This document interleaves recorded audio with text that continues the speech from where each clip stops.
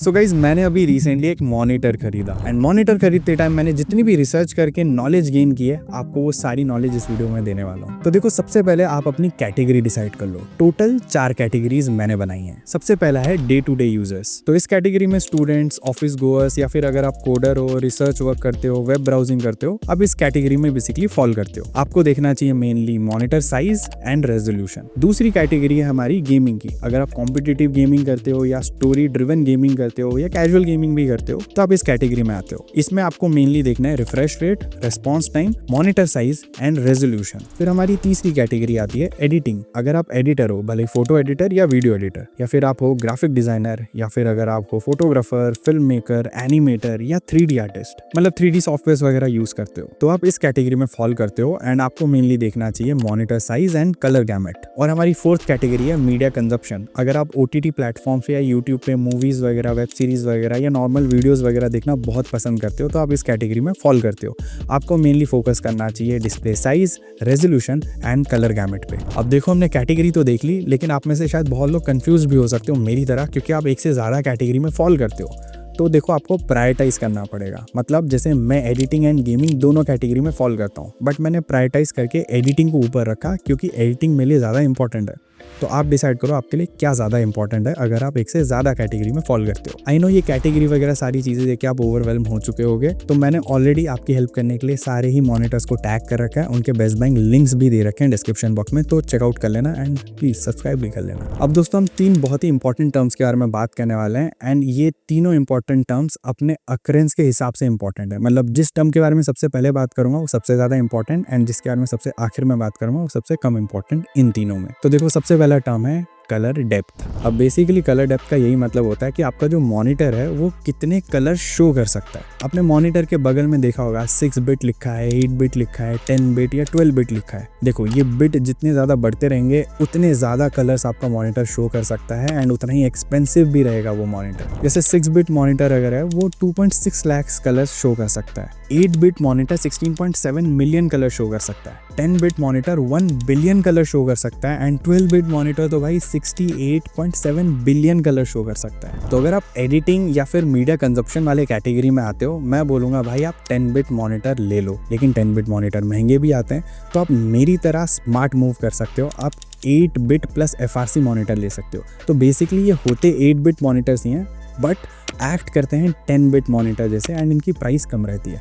तो आपको 10 बिट का मज़ा मिल जाता है थोड़े से कम प्राइस में। एंड बाकी के जो 2 कैटेगरी वाले लोग हैं, आप सिंपली 8 बिट मॉनिटर्स ले लेना। अब जो दूसरा टर्म है उसके बारे में बात करते हैं, that is called colour gamete. And colour gamete का बेसिकली यही मतलब होता है कितनी सैचुरेटेड आपकी डिस्प्ले नजर आएगी, या बोल सकते हो कलर्स कितने वाइब्रेंट नजर आएंगे। अब आपने मॉनिटर के बगल में NTSC, sRGB या DCI P3 जैसे टर्म्स देखे होंगे। तो बेसिकली ये जो टर्म्स होते हैं वो एक रेंज ऑफ कलर्स को डिफाइन करते हैं एंड वो परसेंटेज के हिसाब से डिफाइन करते हैं। मतलब आपने देखा होगा 45% NTSC लिखा है, या फिर 100% sRGB या 90% DCI P3। तो ये परसेंटेज जितना ज़्यादा रहेगा उतना बेहतर, मतलब उतने वाइड रेंज के कलर्स आपको आपका मॉनिटर शो करेगा। अब जितने भी भाई एडिटर्स हैं या फिल्म मेकर्स हैं, आप 95% DCI P3 एंड अबव वाले मॉनिटर्स कंसिडर कर लेना। 100% DCI P3 मिलता है तो बहुत बढ़िया। एंड बाकी के कैटेगरी वाले लोग आप 85% to 90% DCI P3 colour gamete वाले मॉनिटर्स कंसिडर कर सकते हो। वैसे कलर गैमेट के अंडर ही एक और टर्म आता है डेल्टा E। ये बेसिकली आपको डिफरेंस बताता है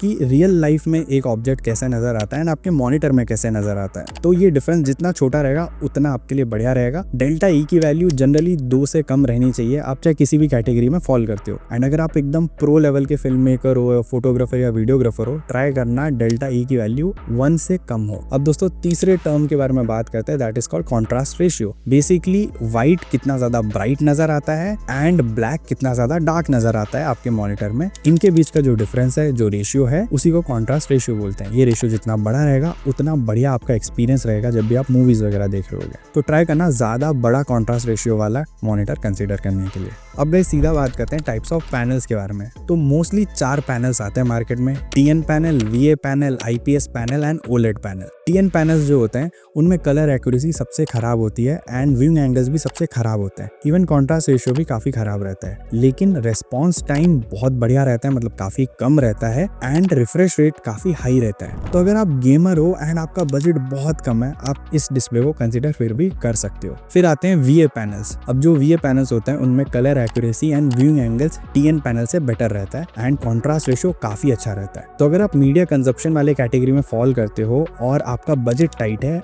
आप VA पैनल्स कंसीडर कर सकते हो। लेकिन VA पैनल्स में एक दिक्कत भी रहती है, इनका रेस्पॉन्स टाइम ज़्यादा रहता है एंड रिफ्रेश रेट आपको हाई मिल जाता है। इस वजह से एक प्रॉब्लम आ सकती है गोस्टिंग, जिसके बारे में मैं फर्दर बात करूंगा एंड हेंस इसीलिए इस डिस्प्ले को मैं गेमर्स को बिल्कुल भी सजेस्ट नहीं करता हूँ। अब फिर बारी आती है दोस्तों the most popular IPS display की। अब ये जो IPS डिस्प्ले होते हैं इनमें कलर एक्यूरेसी बढ़िया होती है, व्यू एंगल्स बढ़िया मिल जाता है आपको, उसके रेस्पॉन्स टाइम भी कम मिलता है, रिफ्रेश रेट ज़्यादा मिल जाता है, कॉन्ट्रास्ट रेशियो भी अच्छा खासा मिल जाता है। तो ये बेसिकली मोस्ट वर्सेटाइल पैनल्स होते हैं एंड सारे कैटेगरी वाले लोगों को इस पैनल को मैं हाईली सजेस्ट करता हूँ। फिर आखिर में बारी आती है OLED पैनल्स की। ये भाई बेस्ट पैनल्स लगते हैं मुझे, मतलब इनमें कॉन्ट्रास्ट रेशियो तगड़ा मिल जाता है, कलर एक्यूरेसी बेस्ट मिलती है, व्यू एंगल्स बहुत ज़बरदस्त मिल जाते हैं, रेस्पॉन्स टाइम एकदम इंस्टेंट वाला मिलता है, हाई रिफ्रेश रेट मिल जाता है, but at the same time ये बहुत एक्सपेंसिव होते हैं। हेंस अगर आपका बजट ज़्यादा है और आपको बेस्ट डिस्प्ले चाहिए, आप इसको कंसिडर कर सकते हो। एंड एडिटिंग और मीडिया कंजप्शन वाले जितने भी लोग हैं, मैं इन दोनों ही कैटेगरी वाले लोगों को ये डिस्प्ले सजेस्ट करता हूँ। अब दोस्तों पैनल्स की तो हमने बात कर ली, लेकिन बात करते time refresh rate, response time,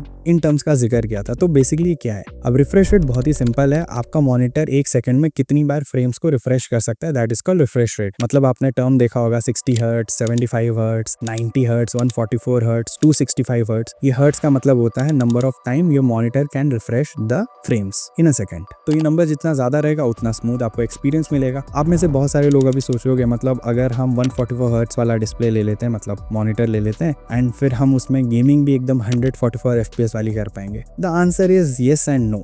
मतलब यस तब जब आपका कंप्यूटर भी उतना पावरफुल हो कि वो 144 फ्रेम्स पर सेकंड जनरेट कर सके, तो आपका मॉनिटर उतने फ्रेम्स पर सेकंड आपको दिखा देगा। लेकिन अगर आपका डिस्प्ले मान लो 144 हर्ट्स का है और आपका कंप्यूटर भाई 90 FPS से ज़्यादा निकाल कर नहीं दे सकता है, तो आपको गेमिंग 90 FPS पे ही करनी पड़ेगी, भले ही आपका मॉनिटर ज़्यादा FPS के लिए सक्षम हो। और हाँ, अगर आप गेमर हो, मैं सजेस्ट करूँगा एटलीस्ट 144 हर्ट्स का मॉनिटर लेना, और जितने भी बाकी कैटेगरी वाले लोग हो आप एटलीस्ट 75 हर्ट्स वाला डिस्प्ले लेना, क्योंकि आपका एक्सपीरियंस स्मूथ रहेगा ओवरऑल। 60 हर्ट्ज को अवॉइड करना। और हाँ, कुछ डिस्प्ले में आपको G-Sync, V-Sync भी देखने को मिल जाता है। तो बेसिकली जो GPU होता है ना, वो बहुत जल्दी फ्रेम्स को चेंज करता है। तो उसके साथ कोप अप करने के लिए भाई जो मॉनिटर होता है उसमें G-Sync या V-Sync लगा रहता है। तो अगर G-Sync लिखा है, इसका मतलब यह है कि वो NVIDIA के ग्राफिक कार्ड के साथ बेहतर परफॉर्मेंस निकाल कर देगा। एंड अगर FreeSync लिखा है, इसका मतलब AMD एंड NVIDIA दोनों के ही GPU के साथ आपका जो मॉनिटर है बढ़िया परफॉर्मेंस निकाल कर देगा। तो हमने G-Sync, V-Sync, रिफ्रेश रेट ये सब कुछ जान लिया। अब बारी आती है रेस्पॉन्स टाइम की। रेस्पॉन्स टाइम का सिंपली एक ही मतलब होता है, आपके मॉनिटर में जो पिक्सल्स हैं वो कितनी जल्दी कलर्स चेंज कर लेते हैं। तो आपने नंबर देखा होगा 8 मिलीसेकंड, 5 मिलीसेकंड, 1 मिलीसेकंड, 2 मिलीसेकंड। तो बेसिकली ये नंबर जितना कम रहेगा उतना बेहतर। एंड मान लो रिफ्रेश रेट ज्यादा है बट रेस्पॉन्स टाइम भी ज्यादा है, तो एक दिक्कत आती है गोस्टिंग की। इसका क्या मतलब है,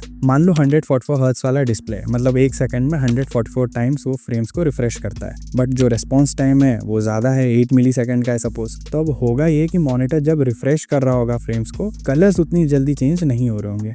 इसकी वजह से आपको एक फ्रेम में पिछले वाले फ्रेम के कुछ कलर्स नज़र आ जाएंगे, थोड़े से शैडोज नज़र आ जाएंगे एंड ब्लर होने लगेगा विजुअल्स।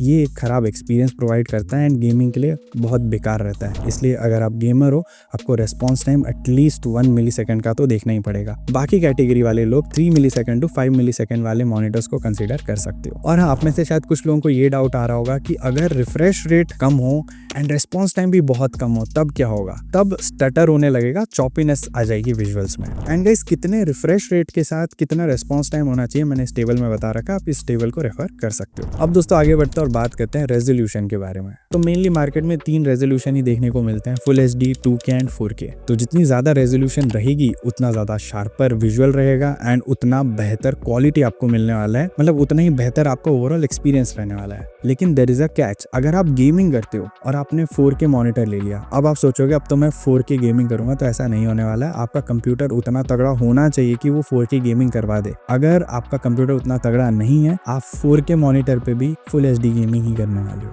तो इस चीज़ का ध्यान ज़रूर रखना। एक चीज़ लेकिन यहाँ पे बोलना चाहूँगा, अगर आप कॉम्पिटिटिव गेमिंग करते हो ना भाई, तो फुल HD वाला मॉनिटर ही कंसिडर करना। एंड अगर आप स्टोरी ड्रिवन गेमिंग करते हो तो आप डेफिनेटली 2K या 4K मॉनिटर कंसिडर कर सकते हो। बट रेजोल्यूशन का मामला यहीं खत्म नहीं होता है। There is another thing called PPI, pixel per inch. अब मान लो दो मॉनिटर्स हैं, 17 इंच का full HD monitor and 27 inch का फुल HD मॉनिटर। जो 27 इंच का फुल HD मॉनिटर है, आप जब भी सेम विजुअल्स उसमें देखोगे तो आपको थोड़ा ब्लर एंड सॉफ्ट विजुअल्स नजर आएंगे compare to the 17 inch full HD monitor, क्योंकि 17 इंच वाले में ज्यादा पिक्सल्स टाइटली पैक्ड है कंपेयर टू 27 इंचेस जिसमें जो पिक्सल्स हैं वो इतने टाइटली पैक्ड नहीं है। हेंस शार्पर विजुअल्स आपको 17 इंच वाले मॉनिटर में नजर आएंगी। तो आप कभी ऐसा मत करना कि आपने 2K डिस्प्ले ले लिया और वहाँ पे 50 इंच का टीवी ले रहे हो या 50 इंच का मॉनिटर ले रहे हो। बहुत ही सिंपल मैथ्स है, मैं बता देता हूँ। अगर आप 24 इंच तक का मॉनिटर लेते हो, माई सजेशन इज आप फुल HD रेजोल्यूशन कंसिडर कर सकते हो। अगर आप 24 इंच से ज़्यादा का मॉनिटर लेते हो एंड 27-28 इंच तक का मॉनिटर लेते हो, मैं बोलूँगा आप 2K डिस्प्ले कंसिडर कर सकते हो। अगर आप 28 इंच से ज़्यादा का मॉनिटर लेते हो या फिर मतलब 27 इंच से ज़्यादा का मॉनिटर लेते हो, तो मैं बोलूँगा भाई आप 4K रेजोल्यूशन को कंसिडर कर लेना। अब दोस्तों बात करते हैं हम HDR के बारे में, हाई डायनामिक रेंज। तो बेसिकली ये होता क्या है, बहुत ही सिंपल है इसको समझना। एक साथ जब भी आपका monitor darker area and brighter area दोनों एरिया के डिटेल्स को अच्छे से दिखा दे, तो आप बोल सकते हो उस मॉनिटर में HDR अच्छा काम कर रहा है। मतलब फॉर एग्जांपल आप एक पेड़ की फोटो क्लिक कर रहे हो एंड पेड़ के पीछे सूरज दिखता है, तो जो पेड़ है या तो वो डार्क नजर आएगा एंड आसमान ब्लू नजर आएगा, या फिर आसमान एकदम ब्राइट वाइट हो जाएगा पूरा फुल्ली एक्सपोज्ड एंड जो पेड़ है वो सही नजर आएगा। लेकिन जब भी HDR अच्छे से काम करता है तो पेड़ भी क्लियरली नजर आएगा एंड आसमान भी नीला नजर आएगा। आई होप आप समझ गए होगे इस एग्जांपल से। बाय द वे HDR के कुछ वर्जन्स होते हैं, HDR10, HDR10+, या फिर आप डॉल्बी विजन की बात कर सकते हो। तो ये जितना HDR का नंबर बढ़ता रहता है उतना ज़्यादा महंगा होता है वो मॉनिटर एंड उतना ही बढ़िया एक्सपीरियंस देता है आपको जब भी आप मूवीज़ वगैरह एंजॉय कर रहे होते हो। मैं बोलूँगा बहुत महंगा मॉनिटर लेने की जरूरत नहीं है अगर आप एकदम प्रो लेवल के एडिटर वगैरह नहीं हो। आप नॉर्मली HDR10 या 10+ का मॉनिटर कंसीडर कर सकते हो, ये एक स्वीट स्पॉट है एंड सारी कैटेगरी वाले लोगों को मैं यही मॉनिटर सजेस्ट करूंगा। तो दोस्तों हमने सब कुछ जान लिया मॉनिटर्स के बारे में, लेकिन अगर आपको फिर भी कोई डाउट है आप नीचे दिए गए लिंक्स पे जा सकते हो, चेकआउट कर सकते हो एंड मैंने अच्छे मॉनिटर्स को टैग भी कर रखा है, आप इनको भी चेकआउट कर सकते हो। एंड गाइस आप लोगों की और थोड़ी हेल्प करने के लिए एक वेबसाइट बता रहा हूँ, वहाँ पे जाके आप सारे मॉनिटर्स को कंपेयर कर सकते हो, उनकी पूरी जन्म कुंडली देख सकते हो। वेबसाइट का नाम है displayspecifications.com। So please do like this video, subscribe to the channel and मैं मिलता हूँ आपको अगले वीडियो में। Until then, over and out.